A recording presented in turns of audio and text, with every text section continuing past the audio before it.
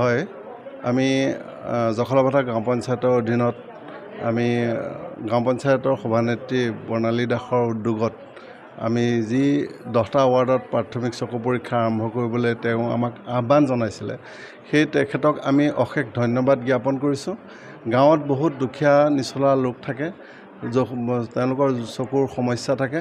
সেই সমস্যা মানে তেওঁলোকে সঠিক ট্ৰিটমেণ্ট কৰিবলৈ বহুতকেইটা সমস্যা তেওঁলোকৰ হাতত থাকে। কাৰোবাৰ অৰ্থৰ অভাৱ, কাৰোবাৰ যোৱা মানুহৰ অভাৱ, কাৰোবাৰ সময়ৰ অভাৱ। সেই ক্ষেত্ৰত আমি আগবাঢ়ি আহিছোঁ। তেওঁলোকক যাতে আমি ঘৰতে প্ৰাথমিক চিকিৎসাটো আমি দিব পাৰোঁ, সেই চিকিৎসাটো লক্ষ্য কৰি তেওঁলোক অনাগত দিনত তেওঁলোকৰ চকুজুৰি ভাল এটা ট্ৰিটমেণ্ট কৰিব পাৰে, চিকিৎসা কৰিব পাৰে।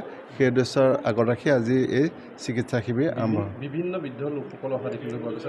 কিছুমান হয়তো কেটেৰেক্ট কাটিবলগীয়া হৈছে, কিছুমানে অস্ত্ৰোপচাৰ কৰিবলগীয়া হৈছে। তেওঁলোকক কেনেকুৱা ধৰণৰ সুবিধা? হয়, তেখেতলোকক আমি যিমানখিনি এতিয়া কেটেৰেক্ট ওলাইছে, প্ৰায় 6-7জনমান কেটেৰেক্ট ওলাইছে। তেখেতলোকক আমি এটা ডেট দিছোঁ, আমাৰ হস্পিটেললৈ আমন্ত্ৰণ জনাইছোঁ। তেওঁলোকক আমি ফ্ৰীকৈ অপাৰেশ্যন কৰাই দিম। কেটেৰেক্ট হয়, ফ্ৰী অফ কৰ্চ আছে। বাকী 7টা আমি এটা অলৰেডি কৰিলোঁ, হেঞ্চুৱা গাঁও ৱাৰ্ডটো কৰিলোঁ। বাকী আমি 8টা ৱাৰ্ড আৰু কৰিব।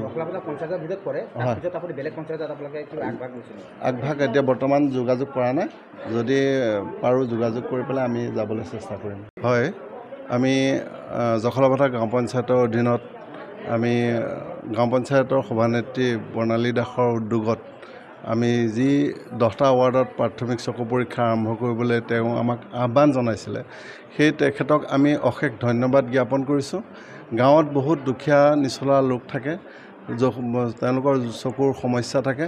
সেই সমস্যা মানে তেওঁলোকে সঠিক ট্ৰিটমেণ্ট কৰিবলৈ বহুতকেইটা সমস্যা তেওঁলোকৰ হাতত থাকে। কাৰোবাৰ অৰ্থৰ অভাৱ, কাৰোবাৰ যোৱা মানুহৰ অভাৱ, কাৰোবাৰ সময়ৰ অভাৱ। সেই ক্ষেত্ৰত আমি আগবাঢ়ি আহিছোঁ।